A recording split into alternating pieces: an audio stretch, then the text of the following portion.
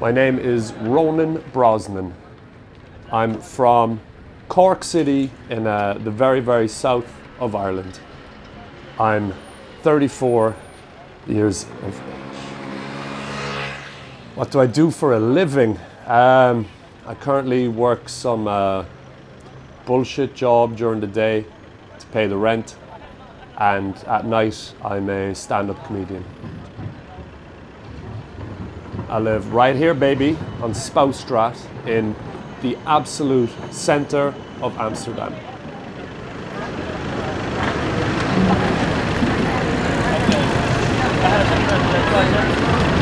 There's an old rapper called Immortal Technique, and he had a line that said, "Hell is not a place you go to if you're not a Christian. Hell is the failure of your life's greatest ambition." I think that is my greatest fear, is to leave this earth and not have made a positive difference, big or small.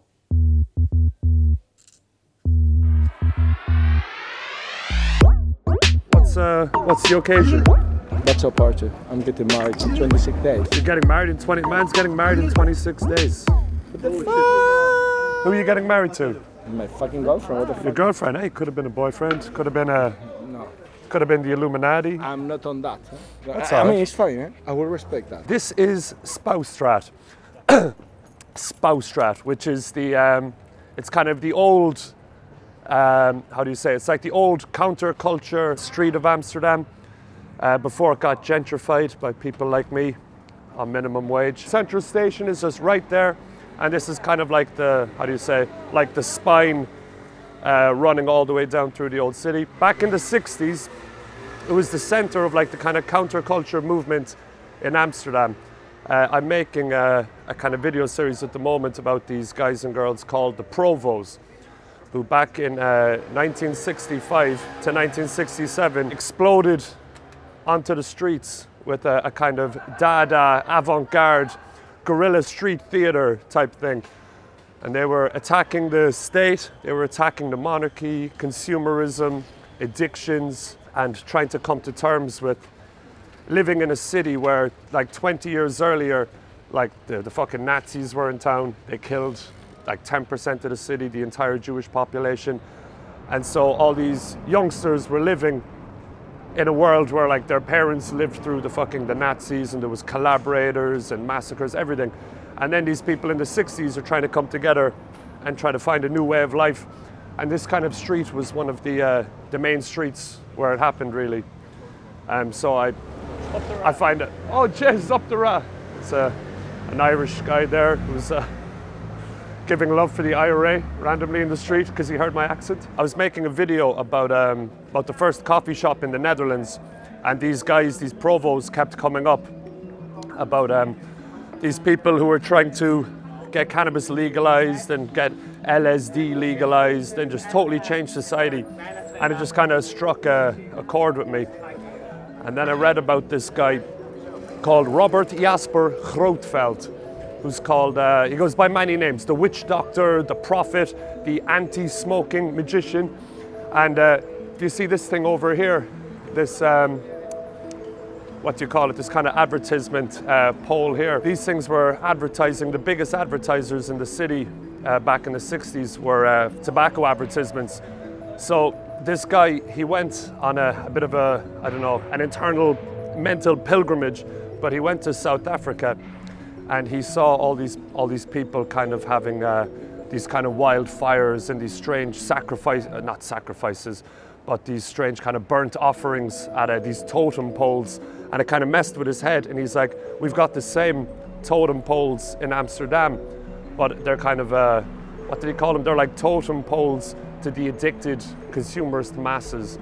So when he came back from South Africa, he wanted to change society somehow. And he saw smoking tobacco as like the greatest evil that kind of existed in the world. He hated cars and tobacco because it was the 60s. It was just after World War II. So like consumerism, I don't know, it was a new thing. It didn't exist before World War II. Now you've got like these loafing classes of people just floating through life, didn't know what they wanted to do. Their parents were, maybe they were collaborators with the Nazis, or maybe they, you know, didn't speak up when their Jewish neighbors got deported or something like that.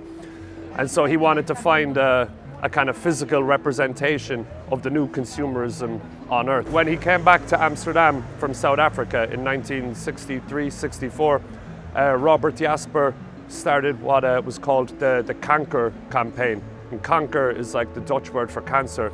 So he'd get like a marker or paint brush or whatever, and he'd go to all these advertisement poles and he would just write the word cancer on it. And this was years and years and years before warning, cigarettes give you cancer or whatever. So he was kind of a prophetic guy. And it was his first prophecy that was to come true. But this guy he was just in the right place at the right time, and his prophecies just kind of took hold with the young people of Amsterdam. An entire movement sprung from this. And yeah, a lot of groovy shit happened, I guess. But he was like a performer, a street performer, but he had like a message and he wanted to actually really change the world. But he had a lot of internal problems, I guess, and he was also trying to save the souls of everyone else, but he was really trying to, I think, save his own soul. These were the people who turned Amsterdam from being like a grey, dull society into what it is today. If it wasn't for these guys, the Provos, Amsterdam would have just been like fucking Bruges. Amsterdam, futuristic city, and all the cleaning guys, they use the witches' brooms to clean the street. All the technology we possess in the 21st century, and we're reverting back to witches' brooms to clean the street. I probably shouldn't have touched that because they've been cleaning the street with it. You live and you learn. And this building over here was where a lot of their rage was centered upon. So it's the palace where I guess the royal family own it.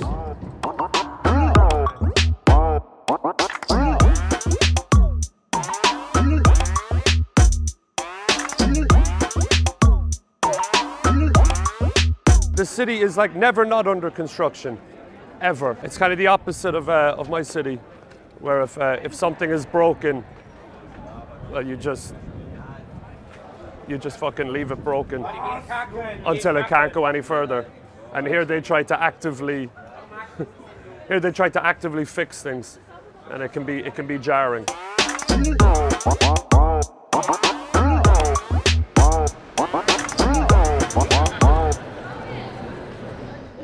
Yo! What's the crack? See you tomorrow. Tomorrow? Yeah. I'll see you there. What up, brother? Another comedian. We're doing a show tomorrow. So on the corner of the Great Palace here, right next to Dam Square, you have this small little symbol, which was the symbol of the entire counterculture movement.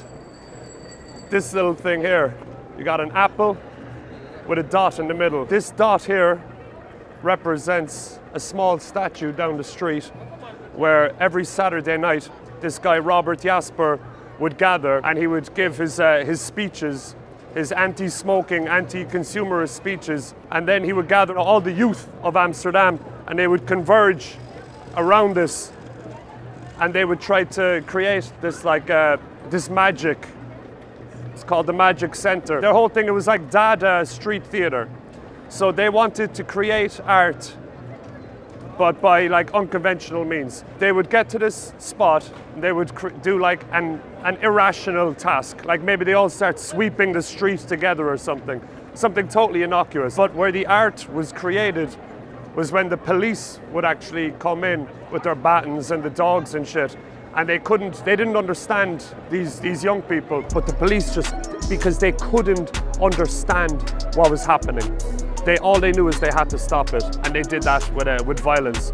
So you have violence of the state meeting the non-violence of the revolutionaries. And the actual art was created when a non-artistic actor got involved with the artists. The art was created. And this also represents the rings of Amsterdam, and then this here is the Amstel River. But it also represents like Amsterdam being the center of the entire counterculture movement of of the post-war world. Maybe I was a bit like that dude, Robert Jasper. I don't know, I was working in a bar in Ireland and I was having a fantastic time. You can have a fantastic time every day, but then like kind of, I don't know, feel empty at the end of it. So I was looking for, I don't know really, I still don't know, some inspiration. But I used to come to Amsterdam all the time for years with my friends. And it was like our safe space when life got hectic. You could always just spend €100 and hop over to Amsterdam. Two of the guys I used to come here with, two of my best friends, they both died a couple of years apart. And I was kind of, I don't know, feeling a bit empty. And like my city was a little haunted, you could say. So I just needed to go somewhere else. And I don't know, I wanted to come to Amsterdam to, I don't know, to prove something, I guess, to me. And it's probably really to them as well. Two highly Irish ways of death, suicide and skin cancer. It's about the two most Irish ways there are to die, really.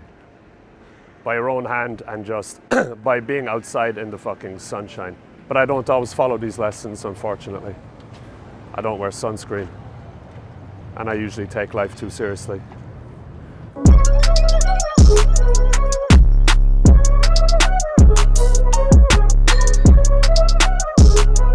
Every Saturday night at 12 o'clock, Robert Jasper would come down to this statue here and he would start his mad, insane, crazy speeches. And they didn't have to make any sense. The whole point, it was irrational.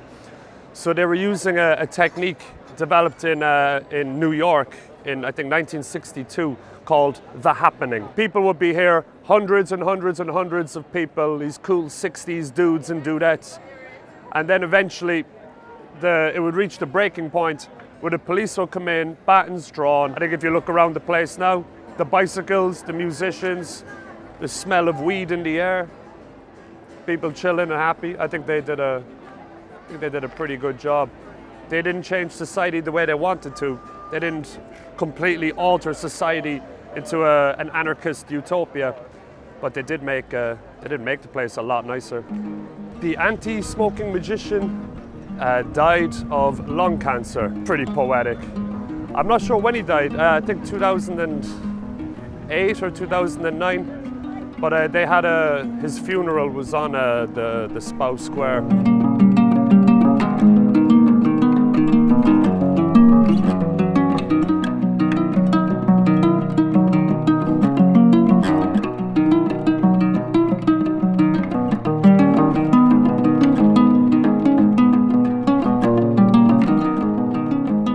And then one night, I was on a date with some chick, and we were at a comedy show. And there was this man, this English man on stage, and he was so cosmically, amazingly, just incredibly unfunny. As soon as I saw that guy, it really just... And the thing is, once you start to do something, you realize how it isn't actually that difficult at all. It's only thinking about these problems that is the worst part. The doing isn't bad, it's the thinking about doing that is the stressful part. So yeah, I just woke up one day and did it, and it wasn't bad at all.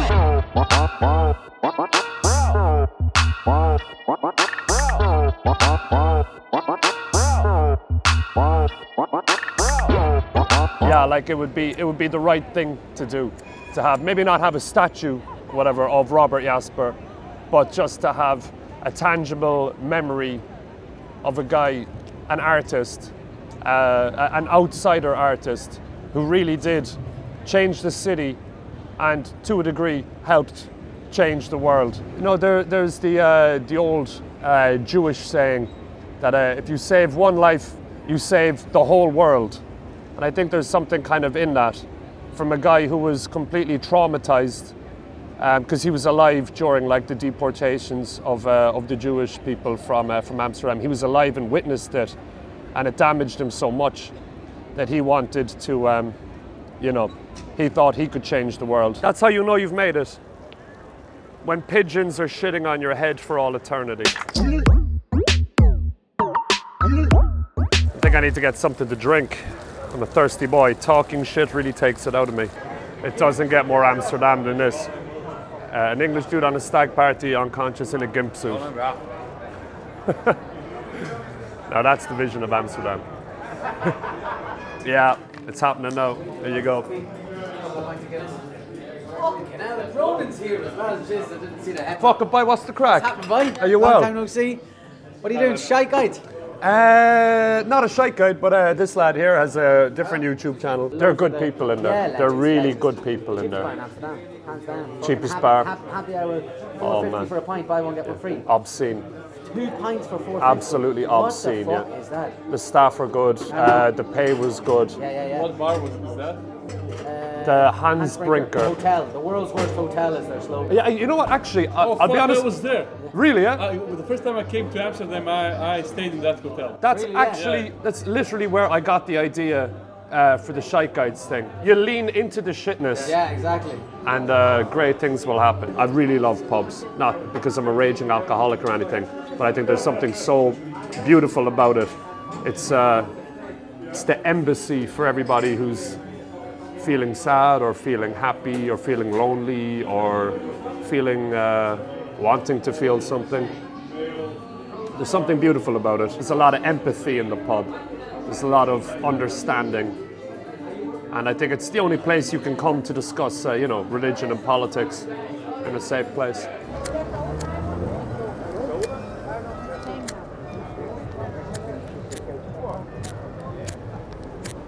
Jesus Christ. I don't know who I stole this lighter from, but they need to get better lighters. I think we're too quick to disassociate ourselves from the strangers in the street. We get too wrapped up in our own lives.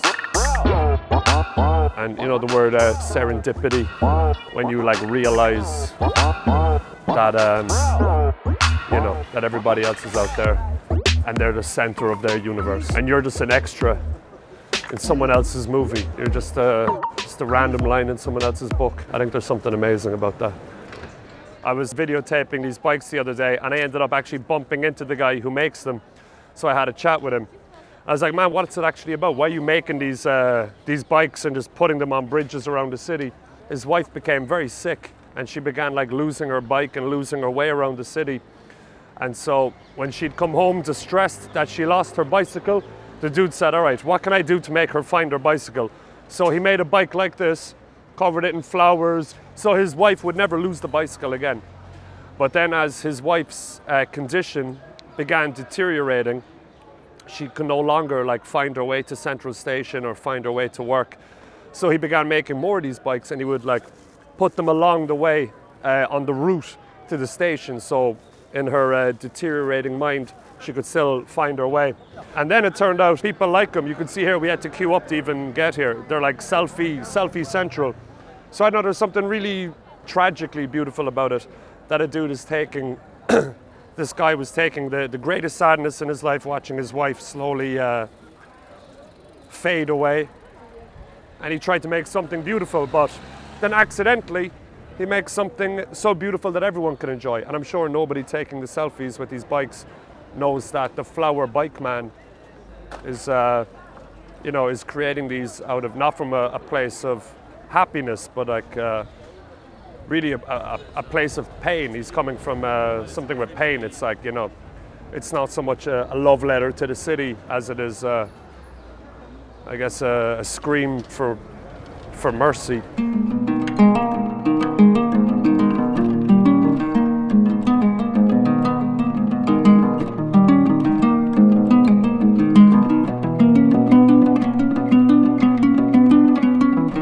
Beautiful girls, just unbelievable. It's as depressing as it is beautiful. When you walk through the field of tulips, you want to smell them all. But you can't. The best you can do is pick one and bring it home and watch it die in your kitchen. When I see people in the street and things, they all look like they have a plan. When you see someone in a hurry, I'm like, that's the most amazing thing ever. I'm like, how are you in a hurry? What kind of life are you living that you're in a hurry? People have shit to do. I would like to have shit to do that is, I would like to make something that outlives me. to at least add something to the discourse of humanity, be it local or global. I don't have any delusions of grandeur or anything. But yeah, it's like that old Jewish saying, as I said before, like you save one life and you save them all. So instead of trying to save other people, maybe I could save myself. Yeah, I prefer the spring to the summer. With the spring, it's fresh. And you know how bad things can get. But then when the times are good in the summer, you forget very quickly how bad things were. I think that is my greatest fear, is to leave this earth and not have made a positive difference, big or small.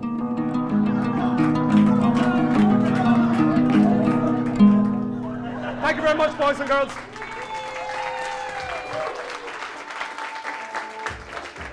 Oh.